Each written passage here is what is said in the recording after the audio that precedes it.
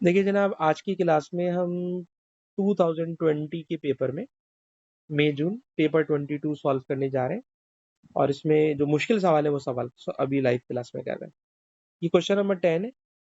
ये जो question number 10 है, इस क्वेश्चन नंबर 10 में बात हो रही है सारी की सारी CRO की।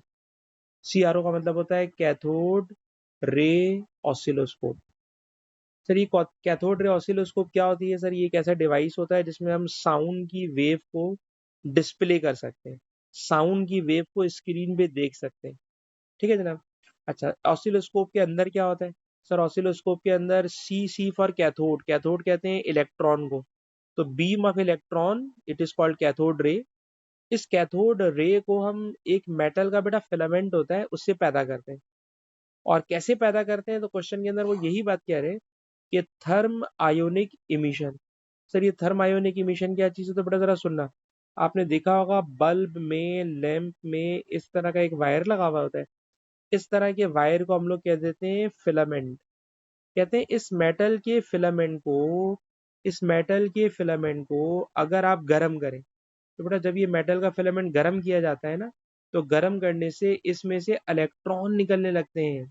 तो किसी मेटल के फिलामेंट को गर्म करने से अगर उसमें से इलेक्ट्रॉन निकलने लगे तो इस प्रोसेस का नाम होता है thermionic emission. Thermionic emission. ठीक है जनाब। तो क्वेश्चन के अंदर पहली बात ये पूछ रहे हैं कि इस मेटल के फिलामेंट में क्या होना चाहिए कि थर्म आयोनिक इमिशन स्टार्ट हो जाए? तो इसका आंसर ये है कि जो फिलामेंट है ये हॉट होना चाहिए। Filament is heated. ठीक है जनाब। जब आप फिलामेंट को हीट करते हो बैटरी से, तो इट स्टार्ट्स इमिटिंग इलेक्ट्रॉन। तो इसमें से इलेक्ट्रॉन निकलना शुरू हो जाते हैं। ठीक है जनाब। तो फिलामेंट को आप गर्म करोगे तो बेटा इससे इलेक्ट्रॉन निकलना शुरू हो जाएंगे। बेटा ये जो इलेक्ट्रॉन निकलते हैं, ये इन इलेक्ट्रॉन्स को सामने स्क्रीन पर एक पॉजिटिव प्लेट लगी हुई होती है। ठीक है जनाब। तो ये जो फिलामेंट होता है ये नेगेटिव होता है, कैथोड। सामने पॉजिटिव स्क्रीन होती है जिसकी तरफ ये बीम ऑफ इलेक्ट्रॉन भागती है। और जब बीम ऑफ इलेक्ट्रॉन भागती है तो बीम ऑफ इलेक्ट्रॉन में एक्सेलरेशन पैदा हो जाता है। लेकिन बेटा CRO के अंदर की ये कंस्ट्रक्शन और वर्किंग ना अब कोर्स में से निकाल दी गई है। इसलिए मैं इस टॉपिक को ज्यादा लंबा नहीं करना चाह रहा, लेकिन ये वाला सवाल काम का है। क्वेश्चन बेटा ये है कि एक इलेक्ट्रॉन का चार्ज इतना होता है। इलेक्ट्रॉन का चार्ज बता दिया। क्वेश्चन में पूछ रहे हैं बताइए इलेक्ट्रॉन की कितनी काइनेटिक एनर्जी होगी अगर इलेक्ट्रॉन को इतने वोल्टेज से एक्सेलरेट कराया जाए। तो कभी भी बेटा क्वेश्चन में काइनेटिक एनर्जी का लफ्ज आए तो स्टूडेंट्स के दिमाग में एक फॉर्मूला आता है, हाफ mv²। लेकिन याद रखिएगा कभी भी किसी चार्ज पार्टिकल की काइनेटिक एनर्जी निकालनी हो, कभी भी किसी चार्ज पार्टिकल की काइनेटिक एनर्जी निकालना हो, तो आप जानते हो work done per unit charge को वोल्टेज कहते हैं। तो याद रखिएगा वोल्टेज को अगर चार्ज से मल्टीप्लाई कर दें तो this work is called kinetic energy. सिखाना ये चाह रहा हूं कि काइनेटिक एनर्जी का जनरल फॉर्मूला हाफ mv² है। लेकिन कभी भी किसी चार्ज पार्टिकल की काइनेटिक एनर्जी निकालना हो तो चार्ज पार्टिकल की काइनेटिक एनर्जी निकालने के लिए हमेशा वोल्टेज को, वोल्टेज है 2000, वोल्टेज को मल्टीप्लाई करा देते हैं क्वांटिटी ऑफ चार्ज से। और बेटा जब क्वांटिटी ऑफ चार्ज से मल्टीप्लाई करेंगे तो चार्ज से मल्टीप्लाई करा के आपको मिल जाएगी उसकी एनर्जी। तो बेटा इसकी एनर्जी का ये रिजल्ट आएगा जूल्स में। ठीक है जनाब। तो चार्ज पार्टिकल की काइनेटिक एनर्जी होती है वोल्टेज, वोल्टेज मल्टीप्लाई चार्ज। अच्छा जी। उसके बाद बेटा जरा ये देखिए, ये वाले क्वेश्चन तो पेपर में आपको बहुत मिलेंगे और मुझे इसकी और प्रैक्टिस भी आपको करवाना चाहिए। ये क्वेश्चन है क्या? सर क्वेश्चन ये है कि जो CRO की स्क्रीन होती है ना, ये उस स्क्रीन को उन्होंने स्क्रीन का ट्रेस आपको दिखा दिया है। ठीक। अब याद रखना बेटा इस CRO की स्क्रीन के नीचे ना दो सेलेक्टर लगे हुए होते हैं। ठीक है जनाब। दो सेलेक्टर लगे हुए होते हैं। जिस तरह हम लोग देखते हैं ना फैन को स्लो या फास्ट करने के लिए डिमर लगे होते हैं, इसी तरह के दो सेलेक्टर लगे हुए होते हैं। उन सेलेक्टर में एक सेलेक्टर जो होता है वो एक्स एक्सिस के लिए होता है इसका पूरा नाम होता है टाइम बेस, और एक सिलेक्टर वाई एक्सिस के लिए होता है, इसका प्रॉपर नाम होता है वाई गेन। पर इस क्वेश्चन में वाई एक्सिस लिखा है, एक्स एक्सिस लिखा है, इसलिए मैंने एक सिलेक्टर को एक्स एक्सिस कह दिया और एक सिलेक्टर को बेटा वाई एक्सिस कह दिया। ठीक, अब गौर से सुनिएगा, कहते हैं एक्स एक्सिस की सेटिंग है, एक्स एक्सिस की सेटिंग है 10 मिली सेकेंड पर डिवीजन। एक्स एक्सिस पर एक डिवीजन 10 मिली सेकेंड को शो कर रहा है, और वाई एक्सिस के ऊपर एक डिवीजन 3 वोल्ट को शो कर रहा है, एक डिवीजन 3 वोल्ट को शो कर रहा है। ठीक है जनाब, ये आपके सामने मैंने वेव आपको स्क्रीन पे दिखा दी है। ठीक, अब जरा क्वेश्चन सुनिएगा। क्वेश्चन बेटा ये है कि इस वेव का एम्पलीट्यूड बताइए कितना है। हाँ बेटा आप मुझे बताइएगा। उमैमा बेटा आप बताएंगे एम्पलीट्यूड कितना है इस वेव का, उमैमा बताइए इस वेव का। बेटा उमैमा एम्पलीट्यूड बताइए कितना है। एम्पलीट्यूड इस चीज को कहते हैं ना बेटा, हाइट को कहते हैं। कितनी हाइट है इसकी, एम्पलीट्यूड की कितनी हाइट है बेटा? 2 डिवीजन हाइट है ना, देखिए ये 1 डिवीजन है, ये 2 डिवीजन है। हाँ, इसके 2 डिवीजन है। ठीक, और खुद उसने लिखा हुआ है, खैर लिखा नहीं है इसने, 1 डिवीजन ही लिखा हुआ है, तो 2 डिवीजन इसकी हाइट है। तो इसने पूछा है एम्पलीट्यूड बताएं, तो आप बोलोगे एम्पलीट्यूड है 2 डिवीजन का। ठीक, लेकिन अगर आपने यहाँ 2 डिवीजन लिख दिया तो आपको नंबर 1 भी नहीं मिलेगा। क्यों नंबर नहीं मिलेगा एक, तो जरा उसकी रीजन सुनिए। ये बताइए, हाइट का मतलब वाई एक्सिस, बताइएगा वाई एक्सिस पे उसने खुद लिख के दिया हुआ है, वाई एक्सिस पे लिख के दिया हुआ है कि एक डिवीजन 3 वोल्ट के बराबर है। ये क्या लिखा बेटा पढ़े, एक डिवीजन 3 वोल्ट के बराबर है। तो बेटा मुझे बताओ 2 डिवीजन कितने वोल्ट के बराबर होगा? 6 वोल्ट के बराबर होगा, तो इसका आंसर होगा 6 वोल्ट। सही जनाब। तो एम्पलीट्यूड का मतलब होता है वेव की हाइट, हाइट थी 2 डिवीजन की, सही है 2 डिवीजन की हाइट थी, और 2 डिवीजन इसका आंसर नहीं होगा, क्योंकि सवाल में लिखा हुआ है एक डिवीजन 3 वोल्ट को शो कर रहा है, तो 2 डिवीजन 6 वोल्ट को शो करेगा। ठीक, ये वाई एक्सिस की बात हो गई। अच्छा, और आगे चलिए, एक और बात बेटा उमैमा आपसे पूछूंगा। उमैमा ये बताएं कि इस ग्राफ में अगर मैं आपसे बोलूं कि इसकी वेवलेंथ कितनी है, एक साइकिल कितने डिवीजन में कंप्लीट हो रहा है, बेटा बताइए। एक साइकिल कितने डिवीजन जी? 4 डिवीजन में हो रहा है, 1 2 3 4, 4 डिवीजन में हो रहा है। और याद रखिएगा एक्स एक्सिस के ऊपर टाइम होता है, एक्स एक्सिस के ऊपर टाइम होता है। तो आप देखिएगा इसकी एक वेव यानी एक साइकिल का जो टाइम है, ठीक है बेटा, एक साइकिल का जो टाइम है वो 4 डिवीजन के बराबर आ रहा है। एक साइकिल का टाइम 4 डिवीजन के बराबर आ रहा है।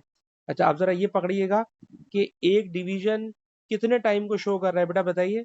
सर एक डिवीजन एक्स एक्सिस पर एक डिवीजन 10 मिली सेकेंड को शो कर रहा है। ठीक है जनाब, एक डिवीजन शो कर रहा है 10 मिली सेकेंड को, 10 मिली सेकेंड को। तो बेटा मुझे बताइए जो 4 डिवीजन है वो कितने टाइम को शो करेगा। तो कॉमन सेंस की बात है सर, एक डिवीजन 10 का है, तो 4 डिवीजन जो होंगे वो 40 मिली सेकेंड के बराबर हो जाएगा। तो इसका मतलब है सर एक वेव कंप्लीट करने का टाइम कितना है, 40 मिली सेकेंड। तो बेटा सीआरओ वाले टॉपिक की मुझे आपको और प्रैक्टिस कराने की ज़रूरत है, क्योंकि पेपर में सीआरओ के सवाल आते हैं और मैंने आपको सीआरओ नहीं कराया हुआ, ठीक है ना। तो ये पेपर सॉल्व करके हम टॉपिक देख सकते हैं कि कौन सा टॉपिक हमारा मिसिंग है। तो आप लोगों को मुझे याद आ रहा है मैंने सीआरओ नहीं कराया हुआ है, और यकीनन ये सवाल इतना अच्छा समझ में नहीं आया होगा, ठीक है। लेकिन मैं आपको फिर इस जैसे और सवाल इंशाल्लाह कराता हूँ। अच्छा जी, और आगे चले। क्वेश्चन बेटा ये है, उमैमा बेटा आप मुझे बताइए साउंड की जो वेव होती है, बताइए साउंड की वेव का कौन सी टाइप होती है साउंड की वेव?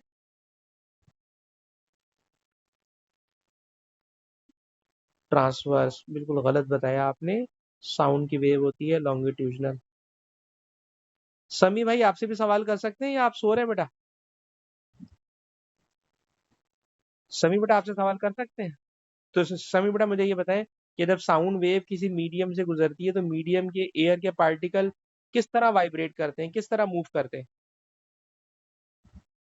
पैरेलल वाइब्रेशन करते हैं। ठीक है, अब वो आप लंबी करके खुद से लिख सकते हैं। अच्छा जी, उसके बाद कह रहे हैं describe and explain how the trace on the screen changes as the pitch of sound becomes higher. बेटा उमामा बताएंगे पिच अगर बढ़ जाए तो पिच बढ़ने का मतलब क्या होता है? पिच का मतलब क्या होता है? साउंड की कौन सी खास बात होती है जो पिच बदलने से चेंज हो जाती है? स्पीड बदल जाती है, फ्रीक्वेंसी बदल जाती है, वेवलेंथ बदल जाती है, क्या चीज बदलती है? पिच का ताल्लुक किससे है बेटा उमामा बताएं? बिल्कुल गलत, सारे उल्टे उल्टे जवाब देंगे, आ जाए बेटा। फ्रीक्वेंसी से है, स्पीड से भी नहीं है जनाब, फ्रीक्वेंसी से। ठीक है, तो पिच का कनेक्शन फ्रीक्वेंसी के साथ है और फ्रीक्वेंसी का कनेक्शन टाइम पीरियड के साथ है। ठीक, अब आप जरा नोट कीजिएगा इस क्वेश्चन में वो क्या कह रहे हैं। इस क्वेश्चन में ये बता रहे हैं कि सर जो पिच है वो हाई हो गई है। पता है बेटा अगर पिच हाई हो गई तो फ्रीक्वेंसी हाई हो गई, और फ्रीक्वेंसी हाई हो गई तो टाइम क्या हो जाएगा बेटा? कम हो जाएगा। टाइम क्या हो जाएगा? कम हो जाएगा। तो क्वेश्चन में ये वो पूछ रहे हैं कि ऊपर वाली जो वेव है, बताइए उस वेव के अंदर क्या चेंज आ जाएगा? तो मैम आप बता सकती हैं कि अगर टाइम कम हो जाए तो पहले ये वेव 4 डिवीजन में अपना साइकिल कंप्लीट कर रही थी, 4 डिवीजन में कर रही थी। अगर आपने फ्रीक्वेंसी बढ़ा दी, फॉर एग्जाम्पल फ्रीक्वेंसी आपने डबल कर दी, अगर आपने फ्रीक्वेंसी डबल कर दी तो टाइम आधा हो जाएगा। और अगर टाइम आधा हो गया तो जो वेव 4 डिवीजन में कंप्लीट हो रही थी वो 2 डिवीजन में कंप्लीट होगी। और जब 2 डिवीजन में कंप्लीट होगी ना तो देखिएगा ये 2 डिवीजन वाली मैंने वेव बना दी है। ठीक है बेटा, अगर फ्रीक्वेंसी हाई कर दोगे यानी पिच हाई कर दोगे, pitch high frequency high, frequency high time कम, तो मैंने शॉर्टर टाइम कर दिया, टाइम आधा कर दिया। ठीक है जनाब, तो क्या हो जाएगा जनाब? आप ये करेंगे कि cycle will complete in less divisions on x axis. याद रखिएगा एक्स एक्सिस जो होती है ना वो हमेशा टाइम वाली एक्सिस होती है इस टॉपिक में। तो अगर फ्रीक्वेंसी बढ़ेगी तो टाइम कम हो जाएगा। ठीक है जी, तो बेटा ये पेपर सॉल्व करोगे तो पेपर सॉल्व करके आपको गलतियां पता चलेंगी, वरना नहीं पता चलेंगी। एक तो ये सवाल था जो मैंने आज के लिए ढूंढ के रखा था आपको कराने के लिए। एक सवाल मैंने इसमें देखा है कि वो भी मुश्किल है, रेडियो एक्टिविटी वाला। ये रेडियो एक्टिविटी वाला क्वेश्चन देखिएगा, क्वेश्चन नंबर 7। क्वेश्चन नंबर 7 में एक रेडियो एक्टिव एलिमेंट है रेडॉन। ठीक है ना, इस रेडॉन में जनाब रेडियो एक्टिव डीके हो रहा है। रेडियो एक्टिव डीके का मतलब होता है अल्फा इमिट होना, बीटा इमिट होना, गैमा इमिट होना, वगैरह वगैरह। ठीक है, तो कह रहे हैं जनाब रेडॉन में, कह रहे हैं रेडियो एक्टिव डीके हो रहा है। और जब रेडियो एक्टिव डीके हो रहा है तो कह रहे हैं, आपको खुद बता रहे हैं कि जो फिगर उन्होंने दी हुई है 7.1, इसमें हमें साफ नजर आ रहा है कि उन्होंने वाई एक्सिस के ऊपर क्या रखे हुए हैं? Proton number. वाई एक्सिस के ऊपर बेटा एटॉमिक नंबर है, और एक्स एक्सिस के ऊपर क्या रखा हुआ है उन्होंने बेटा? न्यूक्लियॉन नंबर रखा है। ठीक है जी, अच्छा point P represent a nucleus of radon. Point P कहाँ है जरा देखिएगा सर, ये रहा पॉइंट पी, ये पॉइंट पी है, और पॉइंट पी रेडॉन है। ठीक है जी, पॉइंट पी रेडॉन। अब बेटा मैम आप हमें बताएंगे कि रेडॉन जो पी है, ये पी रहा बेटा पी, ठीक, ये पी का ये वाला नंबर इसका मास नंबर है, याद रखिएगा। ये वाला नंबर मास नंबर है। ठीक है ना, और इधर आ जाइए तो ये वाला नंबर इसका एटॉमिक नंबर है। ठीक, पी, पी के सिंबल से डिनोट किया है ये रेडॉन। ठीक, बताइए बेटा जब ये पी से आ गया आर पर, ठीक, या बल्कि ऐसा करें क्वेश्चन पढ़ लेते हैं, जो क्वेश्चन में जो बात पूछ रहे हैं वो करते हैं, बजाय इसके कि हम आपको मुश्किल मुश्किल बातें पढ़ाना शुरू कर दें। पहले जरा क्वेश्चन पढ़ते हैं, क्वेश्चन में पूछ क्या रहे हैं। क्वेश्चन का पहला पार्ट पढ़िए। क्वेश्चन का पहला पार्ट है स्टेट 2 पॉइंट्स, इस पूरे ग्राफ में बताइए कौन से 2 पॉइंट ऐसे हैं जो दो आइसोटोप्स को शो कर रहे हैं, आइसोटोप्स ऑफ सेम एलिमेंट। तो बताइए आइसोटोप का मतलब क्या होता है सर? आइसोटोप का मतलब होता है सेम एटॉमिक नंबर या सेम प्रोटॉन नंबर, क्योंकि इसी की टर्म बोलना चाह रहा हूँ, सेम प्रोटॉन नंबर और डिफरेंट मास नंबर। तो बेटा आप जरा पहले एक ट्राई कीजिए बेटा, समी ट्राई कीजिए, आपके ख्याल में इसका कौन सा आंसर होगा?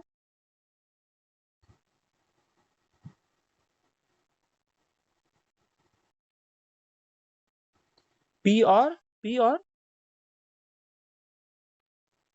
दोबारा बोले, आपने सही बोला, मेरे ख्याल में से मैंने सुनने में गलती की है। बोले बेटा। हाँ, जिसमें प्रोटॉन नंबर सेम हो, बस ये वाली बात पकड़नी है। आप बोले बोले। टी और क्यू, बिल्कुल सही आपने बताया, बिल्कुल सही बताया है जी। टी और क्यू। और एक और पेयर है जो इसमें मौजूद है, वैसे आंसर हो चुका है, पर समी से पूछूंगा। समी बताओ यार, एक और पेयर है जिसमें सेम एटॉमिक नंबर है। बिल्कुल सही, यू आर एन आर। ठीक है जी, बस एक आंसर लिख दिया, काफी है। उसके बाद कह रहे हैं कि how the composition of atom is different. बताइए, आइसोटोप के अंदर ऐसी क्या खास बात होती है। आइसोटोप में बेटा ऐसी क्या खास बात होती है कि उनकी कंपोजिशन एक दूसरे से डिफरेंट हो जाती है। तो ये तो खैर आसान सी बच्चों वाली बात है सर, उसमें होते हैं डिफरेंट नंबर ऑफ। क्या चीज डिफरेंट होती है बेटा, बताएं, डिफरेंट नंबर ऑफ। आइसोटोप में क्या चीज डिफरेंट होती है। न्यूट्रॉन डिफरेंट होते हैं। ठीक है बेटा, कंपोजिशन के लिहाज से बात कर रहे हैं तो न्यूट्रॉन डिफरेंट होते हैं। अच्छा जी, उसके बाद कह रहे हैं कि एक रेडियो एक्टिव न्यूक्लियस है, उससे अल्फा पार्टिकल निकला है। अल्फा निकल गया। रेडियो ऑफ डीके ये हो गया। What is meant by radioactive, random radioactive decay, काम की बात है रैंडम। रैंडम का क्या मतलब है। और मैम बेटा, रैंडम का मतलब बता सकती हैं। रेडियो एक्टिविटी का मतलब रैंडम होना, इसका क्या मतलब है।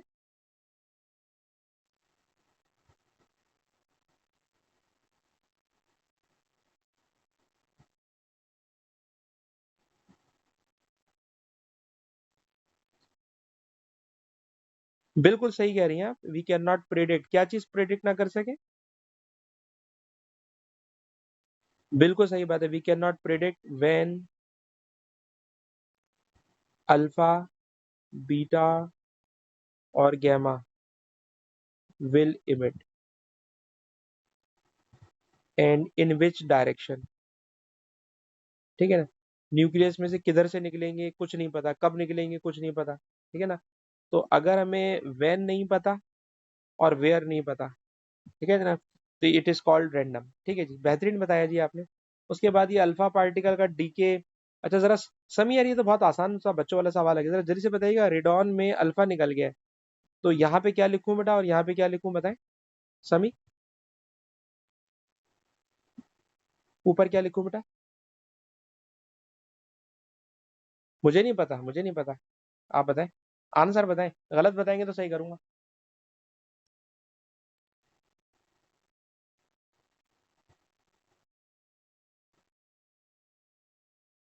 अच्छा 87, अच्छा आप बताएं बेटा, उमैमा आप बताएं क्या होगा।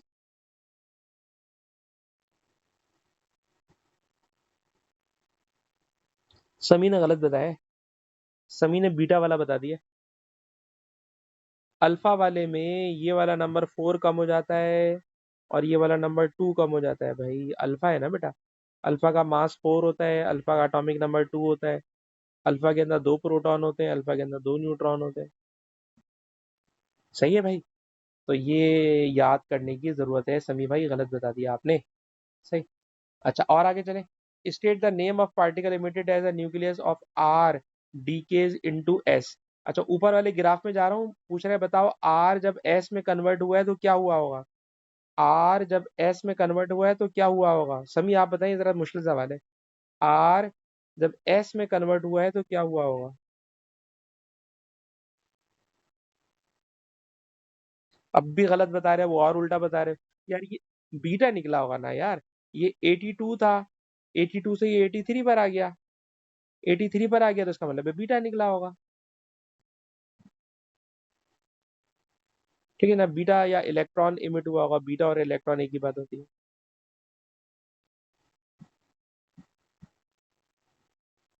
अच्छा, describe the change in composition of nucleus of R as it decays to S. R से एस में जा रहा है तो क्या हुआ होगा, जरा समी आप ही बताएं बेटा।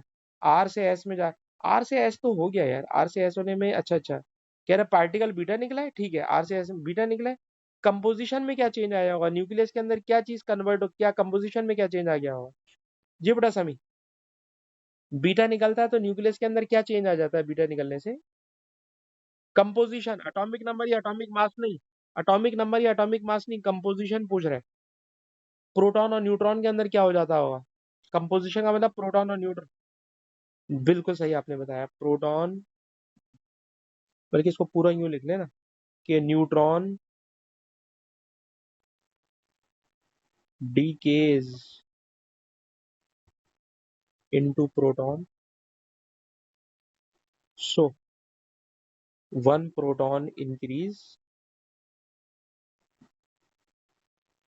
one neutron decrease. ठीक। अच्छा, मेरे अपने जाती ख्याल में बेटा ये दो सवाल मुश्किल थे जो मैंने सोच के आपको करा दिए। ठीक है ना, मेरे ख्याल में ये दो सवाल मुश्किल थे। अब फिर वही वाली बात है बेटा, आप लोग जब पेपर सॉल्व करोगे तो फिर आपको पेपर के इश्यूज नजर आएंगे ना। अब जैसे क्वेश्चन नंबर 6 में कर रहा हूँ, तो मुझे नहीं पता ये आसान है या मुश्किल है। ठीक है जी, क्वेश्चन नंबर 6 बेटा, क्वेश्चन नंबर 6 ये है कि आप घर में इलेक्ट्रिक आयरन देखते हैं। ठीक है जनाब, और जाहिर सी बात है, इसको जब करंट इलेक्ट्रिसिटी देते हैं तो ये गर्म हो जाती है।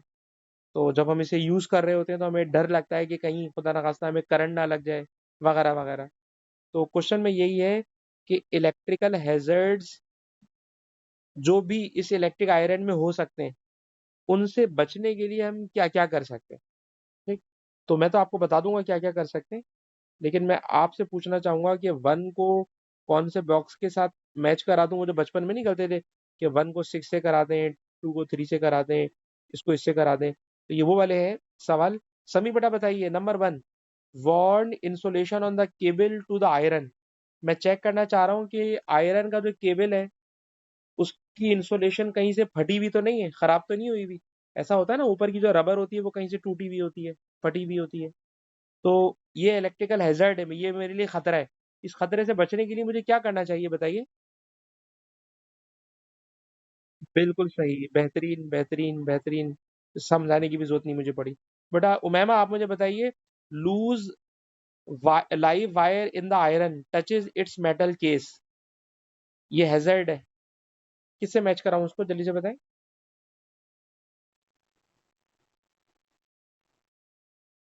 बिल्कुल सही।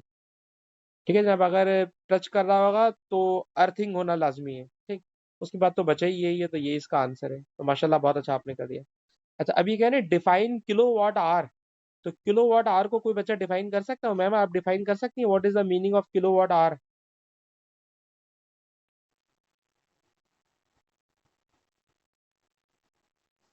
हाँ बेटा, डिफाइन कर सकती हैं आप। पहले तो मुझे इसमें सिर्फ ये बताइए कि 1 किलो वाट आर जो है पावर की यूनिट है या एनर्जी की यूनिट है, बेटा ये बताएं। पावर की यूनिट है। सभी बेटा, 1 किलो वाट आर किस चीज की यूनिट है? उमैमा ने तो कहा है कि पावर की यूनिट है, समी क्या बोलते हैं? हाँ बेटा। जी, एनर्जी की यूनिट है, एनर्जी की यूनिट है जनाब, एनर्जी की यूनिट। तो इसको डिफाइन कैसे करेंगे? तो यूं लिखेंगे जनाब, when energy is used by 1000 watts for 1 hour. ठीक है ना, अगर आप एनर्जी यूज कर रहे हैं, ठीक है, इलेक्ट्रिकल एनर्जी यूज कर रहे हैं, उस इलेक्ट्रिकल एनर्जी यूज करने के लिए आपने कोई ऐसी चीज ले ली जो 1000 वाट की है। ठीक है, तो 1000 वाट वाले इलेक्ट्रिकल अप्लायंस को 1 घंटे तक इस्तेमाल करें। ठीक। तो जब आप 1000, ठीक है ना, 1000 वॉट्स ऑफ पावर को 1 घंटे के लिए यूज करेंगे, 1000 वाट वाली पावर को 1 घंटे तक बेटा यूज करेंगे, तो वो चीज क्या बन जाएगी? 1 किलो वाट आवर बन जाएगी। अच्छा, अब आपसे बोल रहे हैं बिजली का बिल बनाना है, कैसे बिल बनाना है, तो गौर से सुनिए। कह रहे हैं जनाब कि आपके पास 1200 वाट की आयरन है, आयरन है 1200 वाट्स की। ठीक है, इसे आप चला रहे हो 20 मिनट्स तक, 20 मिनट्स तक चला रहे हो। तो पहली बात बताइए, कितनी एनर्जी यूज कर रहे हो किलो वॉट आवर में? कितनी एनर्जी यूज कर रहे हो किलो वॉट आवर में? तो गौर से सुनिएगा। सर, एनर्जी होती है पावर और टाइम का प्रोडक्ट, एनर्जी होती है पावर और टाइम का प्रोडक्ट। पावर, कितनी पावर है बेटा? पावर है 1200 वॉट्स, क्वेश्चन में दी हुई है। और टाइम कितना है सर? टाइम है 20 मिनट्स। ठीक। पर क्वेश्चन करना है अब किलोवाट आवर में, किलोवाट आवर में कन्वर्ट करना है। कैसे करें? तो याद रखिएगा, कभी भी वॉट्स को किलो वॉट्स बनाना हो तो किलो वॉट्स बनाने के लिए 1000 से डिवाइड करा देते। ठीक है बेटा, 1000 से क्या कर दिया? डिवाइड करा दिया। 1000 से बेटा डिवाइड कर दिया। अच्छा, तो ये किलो वॉट बन गया।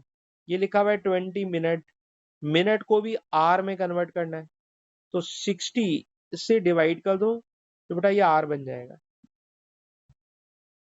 ठीक है जी। अब कैलकुलेटर अगर आपके करीब है तो आप इसको सॉल्व कर लें। तो सॉल्व करके बेटा जो रिजल्ट आएगा, ये रिजल्ट हमें बताएगा किलो वॉट आर, और मेरे ख्याल में ये बनेगा 0.4।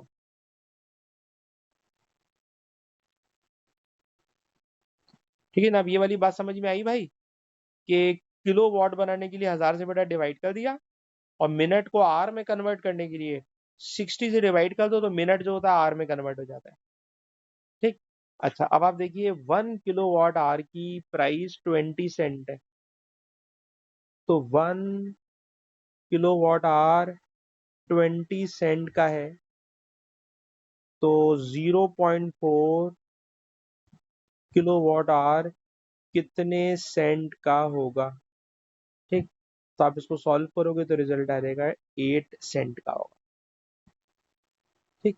तो ये क्वेश्चन भी बेटा मैंने पूरा का पूरा सॉल्व कर लिया, क्वेश्चन नंबर 6। अब तो रिवर्स ऑर्डर में ऐसे ही जा रहा हूँ मैं। ठीक है जी। इस पर आ जाए, इसमें क्या हो रहा है जी? अच्छा जी, इसमें ये हो रहा है, ये क्वेश्चन नंबर 5 अब स्टार्ट हो गया जी, क्वेश्चन नंबर 5।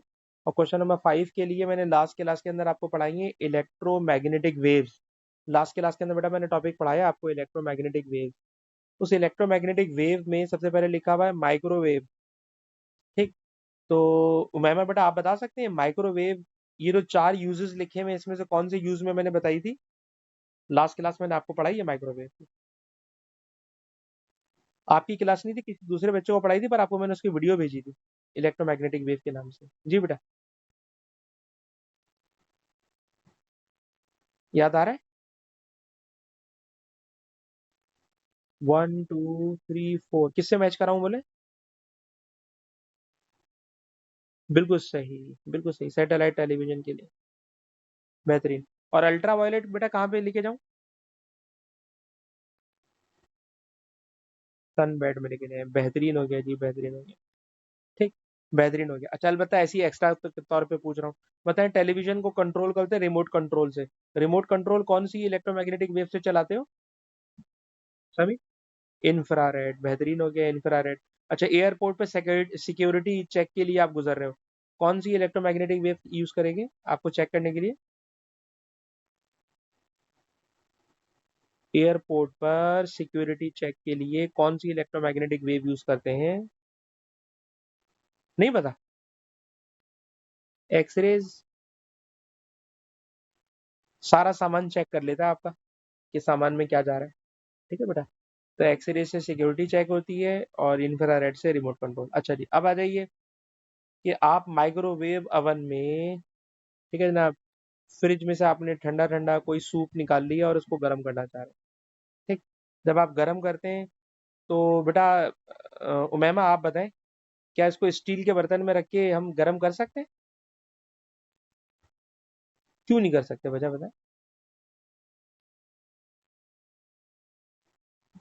दोबारा। हाँ, मतलब कोई ऐसा बर्तन होना चाहिए जिसके अंदर से रिफ्लेक्शन ना हो।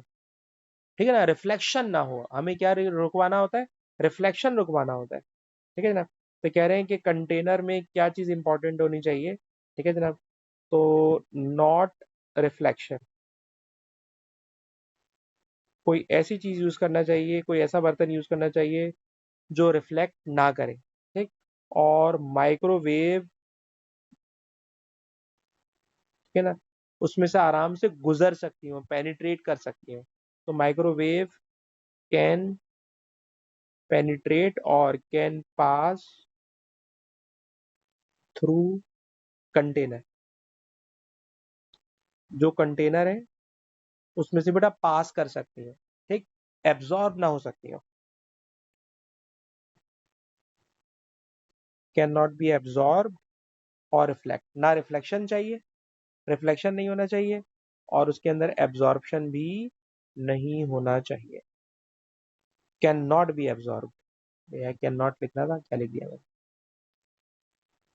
ठीक है जी। कैन नॉट बी एब्जॉर्ब, इसमें से बस पास कर जाए।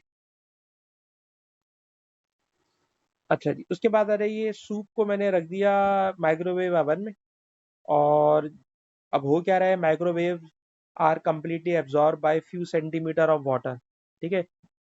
थोड़ी सी अंदर जा सकती है, सेंटर तक पहुंच नहीं पा रही, और अब सेंटर तक नहीं पहुंच पा रही तो मसला क्या आ रहा है कि माइक्रोवेव ओवन में जब आपने सूप को रखा है तो सूप का सेंटर गर्म नहीं होके दे रहा, सूप का सेंटर गर्म नहीं हो रहा, ठीक है जी।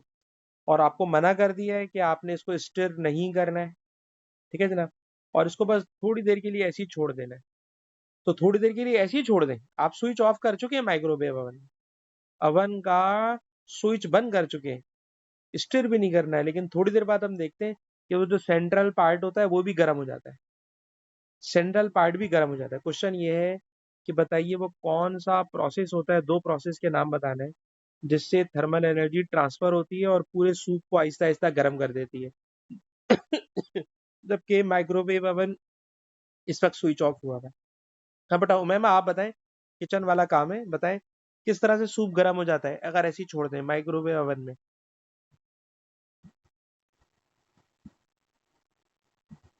ओवन हमने बंद करा हुआ है उसके बावजूद, बिल्कुल सही आपने कह दिया, कन्वेक्शन। और कन्वेक्शन में अब आप ये बताएंगे कि सर जो नीचे वाला गर्म होगा ना सूप, ठीक है, तो गर्म वाला सूप ऊपर चला जाएगा और ठंडा वाला सूप नीचे आ जाएगा।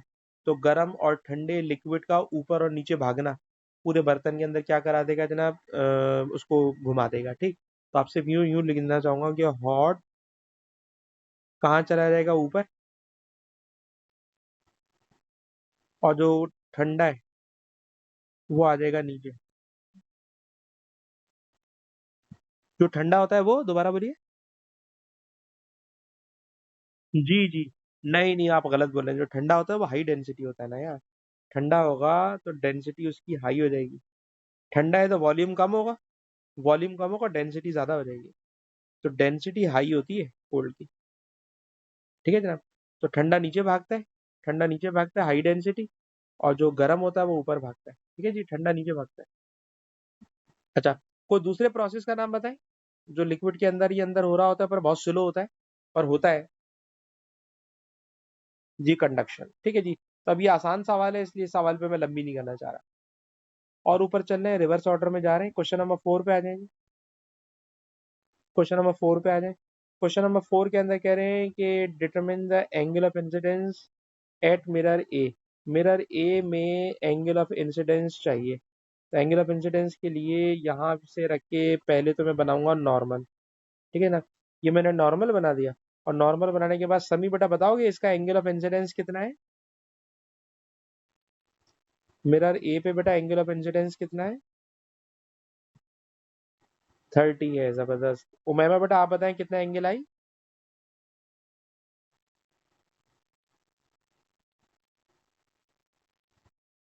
30। अबे भाई नॉर्मल के साथ एंगल होता है बेटा, नॉर्मल के साथ एंगल होता है ना, एंगल आई कितना लिखेंगे ये बताओ, गलत गलत बता रहे हो दोनों, हाँ बोलो। जी जी जी जी जी, ये 60 होगा, ठीक है, पर आप लोगों ने बताया नहीं भाई, बुरी बात है। अच्छा, उसके बाद कह रहे हैं determine the angle of incidence at mirror B, बताओ मिरर बी पे एंगल आई कितना है,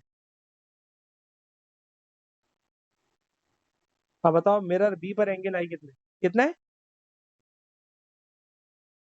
मिरर बी पे, उमैमा तुम बताओ बेटा।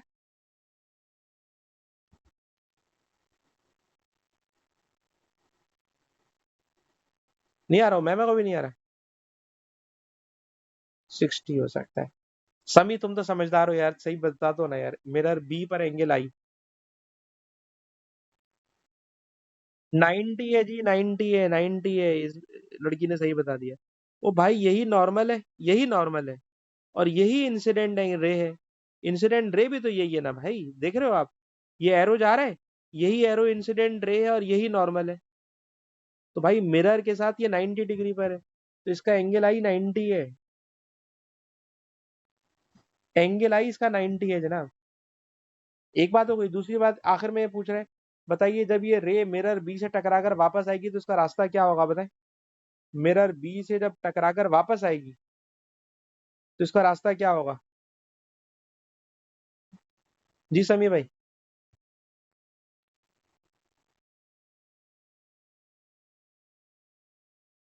हाँ तो बताएं ना, तो मतलब लिखेंगे क्या। आप सिर्फ मुझे ये बताएं, मतलब एंगल ऑफ इंसिडेंस 90 का है, तो अगर कोई रे 90 पर आए तो वापस कितने पे जाएगी। 90 पर ही जाएगी, यानी जिस रास्ते से आई है उसी रास्ते से वापस चली जाएगी, अलोंग द सेम पाथ। ठीक है जनाब, रिटर्न बैक मुझे ये लिखना चाहिए, रिटर्न बैक वापस जाएगी, जिस रास्ते से आई है उसी पे वापस चली जाएगी। Return back along same path. Meeting ही खत्म हो गई।